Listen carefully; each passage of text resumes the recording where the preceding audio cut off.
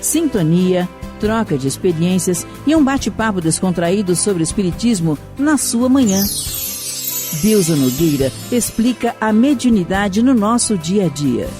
Começa agora, na sua Rádio Rio de Janeiro, o programa Conversando sobre Mediunidade. Olá, amigos queridos da Rádio Rio de Janeiro, a emissora da Fraternidade, Deusa Nogueira, conversando sobre a mediunidade. Estamos na obra Mediunidade e Evolução. Hoje a gente acaba, né? Acaba o capítulo. Um capítulo só, meus amigos. Esse livro é de Martins Peralva. E fala sobre os escolhos da mediunidade. Por que a gente está parado aqui nesse capítulo? Porque, na verdade, não adianta romantizar e a gente falar que está sempre tudo bem e que a gente faz sempre tudo certo. Porque nós somos médiuns, sim, mas somos espíritos imperfeitos. Está lá na escala. E eu sei que os espíritos, quem está ouvindo, que está na categoria de bons espíritos ou espírito puro, não vai se melindrar porque não tem vaidade, não tem personalismo, né? Então, as dificuldades aparecem. E quantas desistências, gente? A gente vai vendo, na maioria das nossas casas, o corpo mediúnico já está composto de pessoas idosas. E dentre as pessoas idosas, algumas começam a se afastar por saúde, ou porque tem que cuidar de outras pessoas, ou por a dificuldade de distância, vai havendo isso. E outros desistem pelos problemas que surgem ao longo do próprio fazer mediúnico. Então, quando Emmanuel fala, e é esse o tema, né, dessa nossa discussão, que qualidade mediúnica é talento comum a todos, porque todos somos médiuns. Kardec fala lá no livro dos médiuns, 159, né? Todo aquele que sente num grau qualquer a influência dos espíritos é por este fato médium. E a gente sente influência de encarnados e desencarnados. É comum. Agora, ele diz, mas exercer a mediunidade como força ativa no Ministério do Bem é fruto da experiência de quantos lhes pôs a obrigação por ser de disciplina e trabalho, consagrando-se dia a dia a estudar e servir com ela. Então, Emmanuel vai falando que esse esforço, né, de sermos úteis é um esforço diário. Não é só na hora em que eu estou no centro, não é só na hora da reunião mediúnica e não só nesse dia. Isso é um trabalho de educação contínua, que a gente às vezes se esquece. E aí ele vai trazendo alguns dos problemas. O problema moral, o esgotamento físico e mental, as evocações, os interrogatórios, as futilidades, a desarmonia, a gratuidade, o trabalho isolado, os médios dirigentes, os animismos, as mistificações. E nós vimos na última terça-feira o endeusamento dos médiuns e a falta de estudo. E aí hoje ele vai falar duas questões.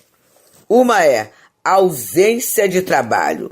Ah, meus amigos, é assim, né? A gente às vezes acha que por ser médium eu tenho que ficar sentado num banquinho, num troninho.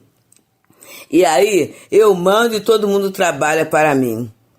Então, na verdade, não é nem a questão da mediunidade, é a questão da gente começar a trabalhar e a entender o valor do trabalho na nossa vida. Eu agora estou gravando aqui o programa, mas antes de gravar, eu já foi a minha atividade física, né? Já deixei um feijãozinho adiantado para cozinhar, uma roupa na máquina de lavar, né? E hoje eu ainda tenho que conversar com uma pessoa, com uma amiga, então, e tenho uma palestra à noite. Então são várias atividades por dia. E aí eu vinha conversando, né? Eu saí rápido da atividade física, porque eu tinha as questões aqui em casa para resolver. E aí uma amiga falou assim, graças a Deus, né? Graças a Deus, tem muita coisa para fazer, mas dá conta. E é exatamente isso. Porque se eu não tivesse trabalho, gente, com certeza poderia, quer dizer, talvez nem fizesse atividade física, porque o meu objetivo de fazer atividade física é conservar o vigor. O vigor, a mobilidade, né? O subir e descer a escada, é manter a saúde para dar conta das coisas. Mas se eu não tivesse muita coisa para fazer, eu não me preocuparia com a manutenção da saúde. Olha só, eu não me preocuparia com a manutenção da saúde. Para quê? Então, ou se fizesse atividade física, talvez fosse aquelas pessoas que estaria lá o tempo todo para matar o tempo, falando mal das pessoas, em rede social, por tempo indeterminado, incalculável, não é? Criando problemas com parente, com a família, ou talvez na TV, ou na TV, né, de história da TV, maratonando não sei quantas séries, tudo isso, ficando cansada, entediada, comendo, bebendo, dormindo, sabe lá o que, me intoxicando com remédios necessários, ou entrando em compulsões variadas. Então, trabalho, meus amigos, é elemento de saúde. Nós falamos muito para nós mesmos e para os amigos que fazem parte da tarefa mediúnica no CELD, né, do atendimento espiritual, a chamada desobsessão. A gente sempre conversa, porque lá no CELD a gente tem alguns horários, né, 1h30, 3h30, 5h30 e 7h30 da noite. São 4 turnos, né, turnos. E antes, nós temos assim, 1 hora antes, uma conversa com todo o grupo daquele horário, com todas as salas que fazem parte daquele horário. E eu sempre falo isso porque eu estou inclusa, né? Para você chegar 12h30 no centro, numa sexta-feira, você tem que se organizar muito. E esse trabalho de organização é saúde mental. É pensar no que eu tenho que fazer e trabalhar as ideias do futuro, né? Que é esse neocórtex, que é essa zona importantíssima. Se a gente não tem planejamento, se a gente não tem o que fazer, a gente muitas vezes gasta corpo, gasta fluido e gasta tempo. Percebemos, amigos? Então, trabalho é saúde, trabalho é vida. E esse trabalho ele pode ser o trabalho físico e o trabalho mental também. O trabalho mental. Então, quando eu faço planejamento, quando eu leio, leitura é trabalho também. Eu estudo, eu faço prece, eu procuro aprender alguma coisa. Então, tudo isso é movimentação na vida da gente. É qualidade de vida.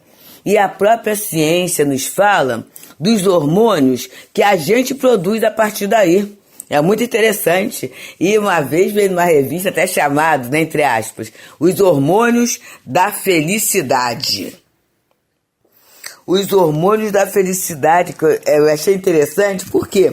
Porque a gente produz adrenalina, mas produz também serotonina, alguns hormônios até que inibem a dor, né? Porque quantas vezes, meus amigos, a gente está com uma dor, uma dificuldade, e aí daqui a pouco, em função do dever profissional ou familiar, né? Eu tenho que fazer aquela atividade, e aí eu vou e atendo mesmo com dor. Vamos ver se a dor não melhora, porque há uma produção hormonal que é acionada pela minha mudança de postura mental.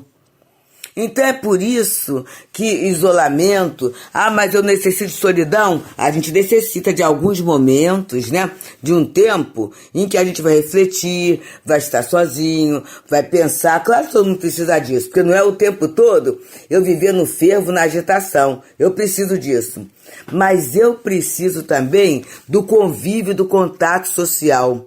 Lembro muito em minha mocidade espírita, novinha ainda, o irmão Walter Faria, lá do Núcleo Espírita Pedro e Paulo, ele falava da troca fluídica que acontece entre nós quando estamos juntos.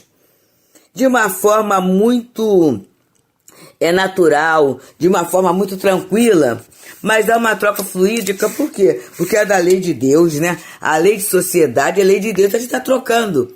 E nessa troca, quantas curas de mazelas físicas, mas também de mazelas morais, né? Então ele vai falando assim, a ausência de trabalho. A ausência de trabalho é realmente um grave escolho da mediunidade. Isto porque a ferramenta mediúnica exige utilização constante, ação contínua, não somente pela necessidade de aprimoramento das antenas psíquicas, como também pelo imperativo da conquista do sentimento do amor. Percebemos, gente? Então, a gente no trabalho, a gente desenvolve a técnica, claro que sim, né? Qualquer atividade que eu faça sempre vai me ajudar tecnicamente. Mas a gente também desenvolve o sentimento do amor, porque mediunidade é contato. É contato com espíritos. E quando eu vou aprendendo a me contactar com os desencarnados, eu vou transferindo essa expressão do meu contato com o encarnado. E a gente vai vendo ao longo do tempo que o que é que fica para sempre é o sentimento do amor, gente. É o sentimento da bondade, é o sentimento da caridade. São esses sentimentos que fortalecem a alma da gente. Então a gente vai vendo assim, não preciso eu estar criando problema na minha casa, na minha família.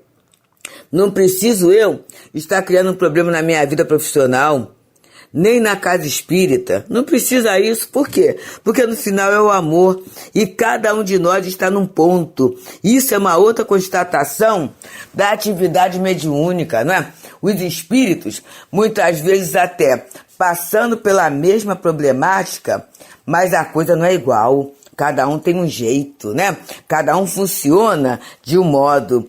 Então, eu quero conquistar o que esse amor que vai me fazer viver bem, que vai me fazer não ter que perdoar, porque eu não vou ser um campo de registro de ofensas, um campo de milindre. Isso aí me faz sofrer muito. Para que eu vou querer ficar com isso? Então, a gente vai aprendendo, e a gente só vai aprendendo isso com contato. A gente só vai aprendendo isso estando sempre juntos. A gente só vai aprendendo isso através da constância, porque quando a gente se afasta, a gente se esquece. Porque o bem, em muitos aspectos da nossa vida, ainda é uma novidade. Ainda não é uma realidade totalmente vivida. E aí ele diz, o trabalho assegura assistência espiritual superior, protege o médium contra o assédio e o domínio de entidades menos felizes, constrói preciosas amizades nos planos físico e subjetivo. E aí a gente tem o exemplo das tarefinhas que se faz na casa espírita, que a gente já viu no Liga, né? Chego em muitas de nossas casas, o Tereza é uma delas, a gente não está empregado.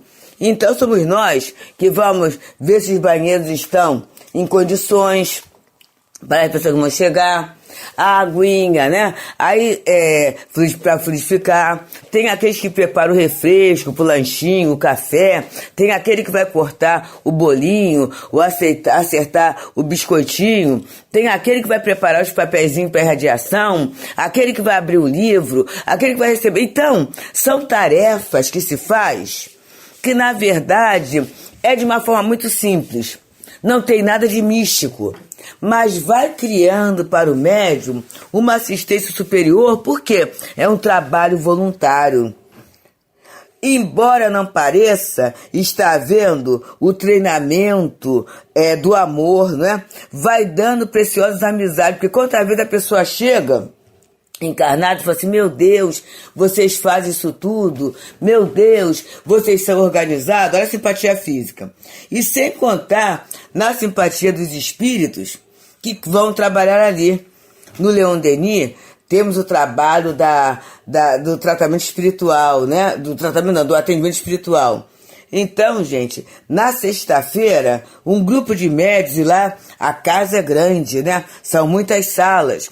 Um grupo de médios chega cedinho para organizar as salas da casa. Olha que coisa interessante. É um trabalho que é feito. Então, fazer a prece é um trabalho braçal, né? Botar a mesa para cá, a cadeira para lá, ajeitar, porque a casa não tem um espaço só para isso. Nos outros dias, tem reunião pública, tem curso, né? Então, é diferente a organização.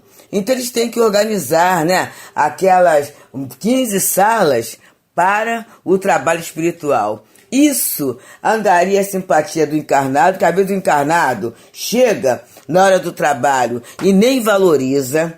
E às vezes há no nosso meio essa ideia que o trabalho braçal é uma coisa menor, é para quem não tem instrução, é para um, é para outro, é para aquele que está fazendo, para o outro que pode fazer mais e melhor fazer, e não é essa a ideia.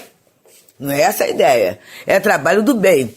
Ali tem pessoas formadas, diplomadas, tudo isso, que vêm ali voluntariamente se dedicar e desenvolver o sentimento do amor à tarefa, né? Então, isso assegura uma assistência espiritual superior, né? Vai proteger contra o assédio, porque enquanto a pessoa está trabalhando, ela não está pensando no mal, né? Esse domínio, né? E vai construir amizade. O próprio grupo fica muito amigo, fica muito feliz, né? E aí ele coloca harmonia fluídica, amor e confiança, destreza psíquica e apuro vibracional representam o somatório da atividade mediúnica exercida na disciplina do trabalho. Eu vou ler de novo. Harmonia fluídica, amor e confiança, destreza psíquica e apuro vibracional. Tudo isso, gente, é o somatório, né, dessa atividade exercida com disciplina do trabalho. Aí ele vai falar num outro ponto que a gente tem que pensar, que é a educação mediúnica, né? Houve um tempo em que se falava desenvolvimento da mediunidade. E aí depois, estudando bem Kardec, ele diz que o desenvolvimento da mediunidade está relacionado ao desenvolvimento do homem, né? E aí passou-se a usar o termo educação, que a gente se desenvolve através da educação, né? Então ele vai dizendo aqui para nós, Martins Peralva, no livro Mediunidade e Evolução: a educação mediúnica, por sinônimo de desenvolvimento mediúnico, deve ser iniciada no devido tempo, na época apropriada, isto é, ao se verificar a espontânea eclosão da mediunidade. Não adianta a gente colocar numa tarefa de desenvolvimento mediúnico aquela pessoa que às vezes até nega a mediunidade, que não sente nada, quer dizer, que não está ainda observando o que acontece consigo. É por isso que em nossas casas, a porta de entrada para a tarefa mediúnica é a reunião pública. Vai para a reunião pública. Aí, a partir dali, a pessoa já vai perceber, eu tenho que estudar, eu tenho que conhecer. O que eu sei é muito pouco. E aí, começa a estudar. Nesse meio tempo, sempre há convite para um trabalho, uma tarefa voluntária. Olha só. E a pessoa vai se entrosando. E daqui a pouco, ela vai mudando o ponto de vista, que às vezes é totalmente material, para um ponto de vista espiritual em relação à sua própria vida.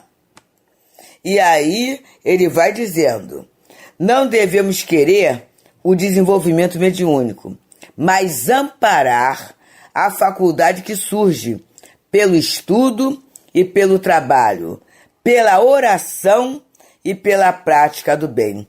Então é isso, né, gente? Amparar a faculdade que vai surgindo. Estudando, trabalhando, orando, prática do bem. É esse amparo que a Casa Espírita dá a todos nós, através dessa oportunidade. E aí ele continua dizendo: forçar a eclosão da mediunidade ou o seu desenvolvimento significa abrir as portas do animismo, com sérios inconvenientes para o equilíbrio, a segurança e a produtividade do medianeiro. Então, a gente vai com cuidado, vai observando, e daí o passe, né? Se no Leon Denis e aqui no Teresa também, em algumas outras casas, a primeira atividade. Porque para o fornecimento do passe, a criatura não precisa estar ostensivamente mediunizada. Ela vai trabalhando a concentração, a prece e o amor ao próximo, sabendo que os espíritos vão canalizar o fluido, independente dela sentir ou não, né?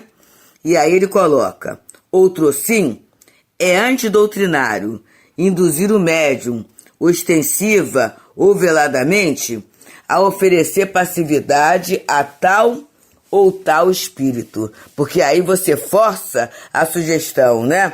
É antidoutrinária essa posição.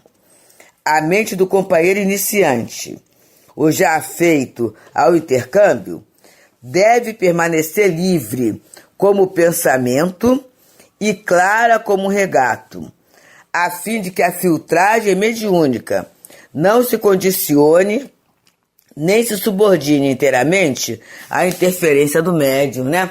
É isso, porque às vezes os espíritos vão preparando o médium para a comunicação que vão dar, colocando até que vão se aproximar, né?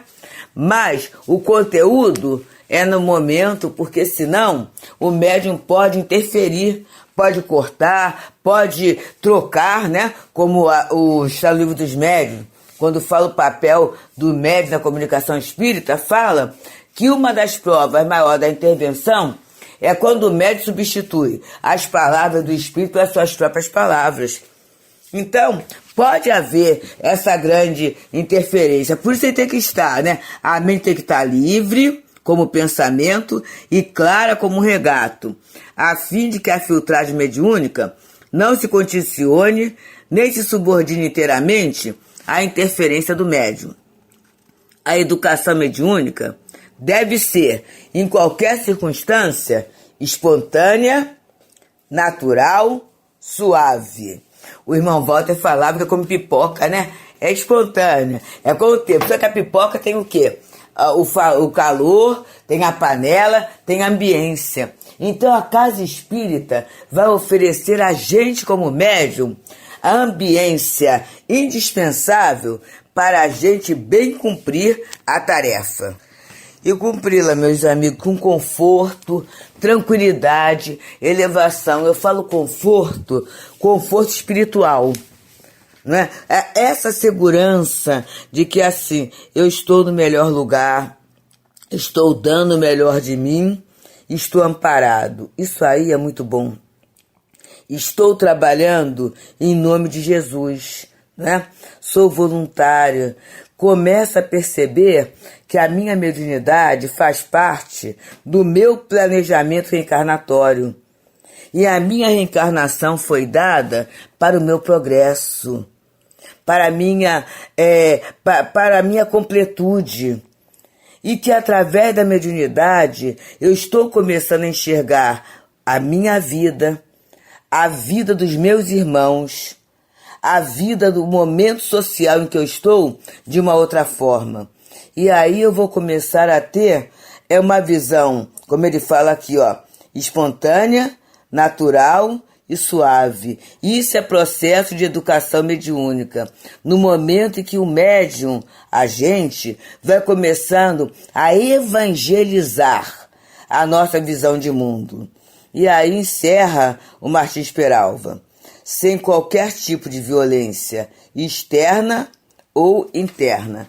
Então, meus amigos, que a gente não queira apressar nada, que a gente trabalhe seguindo a linha natural que os benfeitores espirituais da nossa casa espírita vêm nos oferecendo.